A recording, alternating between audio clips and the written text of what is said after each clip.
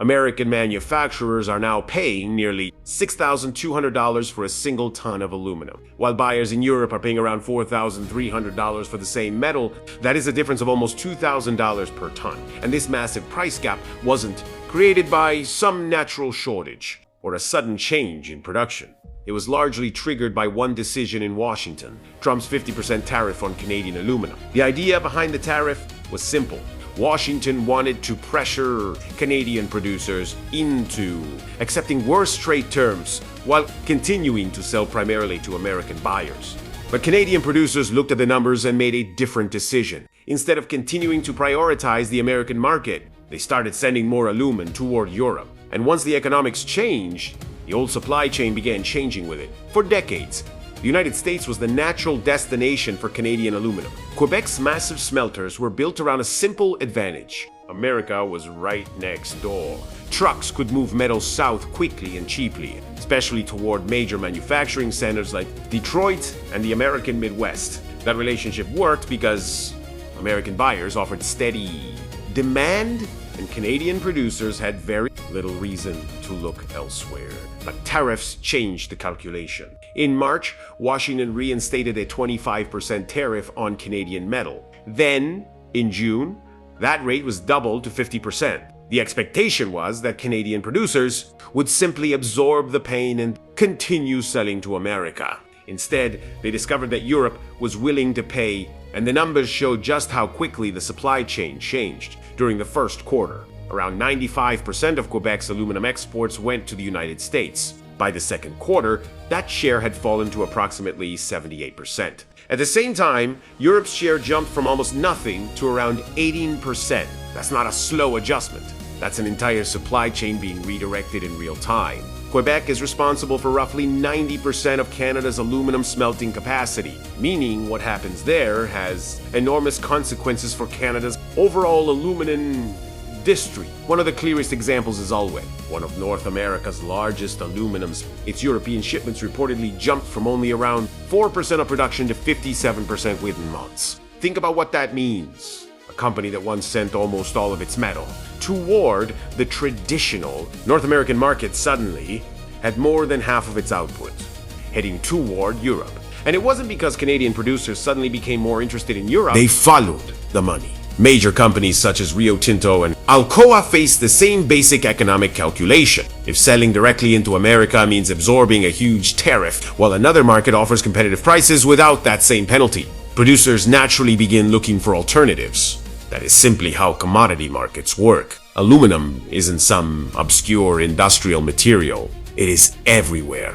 It's used in cars, airplanes, buildings, windows, appliances, packaging, and beverage cans. So when the price of aluminum rises sharply, the effects don't stop at the metal producer. They move through the entire manufacturing chain. And that's exactly what American manufacturers are now experiencing. The Midwest aluminum premium, which represents the additional regional cost American buyers pay on top of the global benchmark, has surged dramatically. It reportedly climbed around 82% since early June, reaching roughly $2,550 per ton. Meanwhile, the global London benchmark has remained much lower, around the $3,000 per ton range. That difference represents the extra cost American manufacturers are dealing with because of regional supply pressure and tariffs. Economists often describe the broader economic damage from tariffs through concepts such as the loss and tariff pass-through.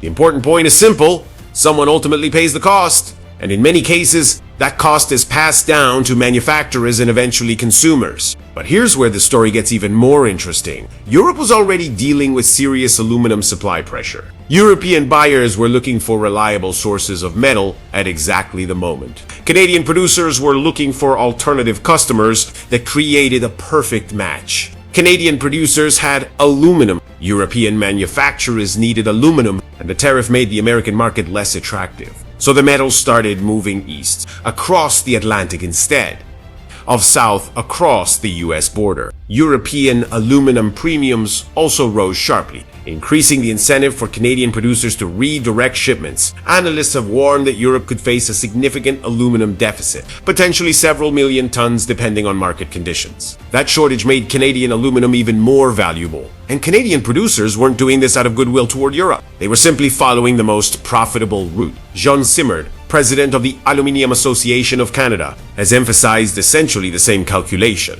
Once producers compare the economics, Europe can become the more attractive destination. Canada's trade numbers provide another indication of the shift. Canadian aluminum exports jumped sharply in a reported month, with total export value reaching around $1.2 billion.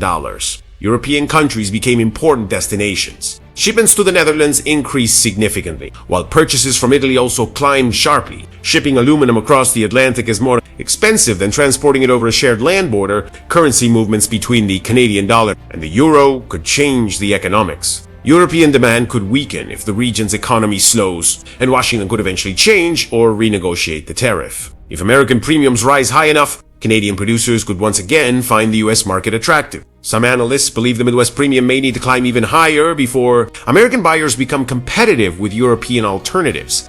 Dere y salso. Concern about the possibility of cheaper aluminum from other countries entering European supply chains and changing prices again. So the situation is far from settled. But the bigger lesson is already becoming clear. Modern commodity markets are incredibly flexible. When governments raise barriers, producers don't necessarily stop selling. They look for another buyer. They reroute shipments. They redesign supply chains. They search for markets where the economics make more sense. That's exactly what Canada appears to have done with aluminum. Washington assumed that Canada depended heavily on American buyers. That assumption may have been true for decades, but tariffs gave Canadian producers a powerful reason to prove that dependence was no longer absolute, and Europe happened to be waiting.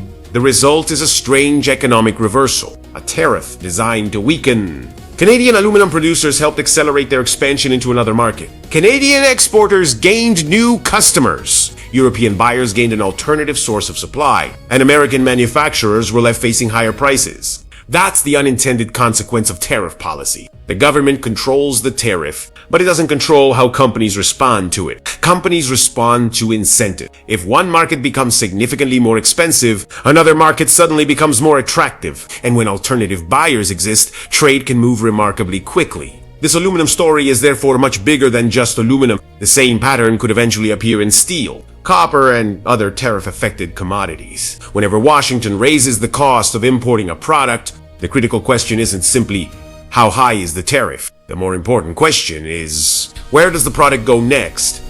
Because that movement tells us whether the policy is actually working. In Canada's case, the answer so far has been clear. The aluminum didn't disappear, it didn't stop being produced. What once traveled south toward American factories is increasingly moving east toward European buyers. And that creates a powerful lesson about global trade. You can raise the cost of a trade route, but you can't easily eliminate the demand for the product itself. If another buyer is willing to pay, producers will find that buyer. It already has.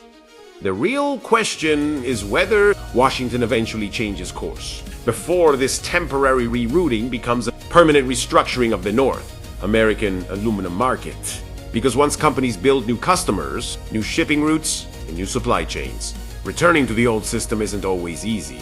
The tariff was supposed to give America leverage. Instead, it may have given Canada a reason to diversify, and that's the part policymakers should be watching most closely.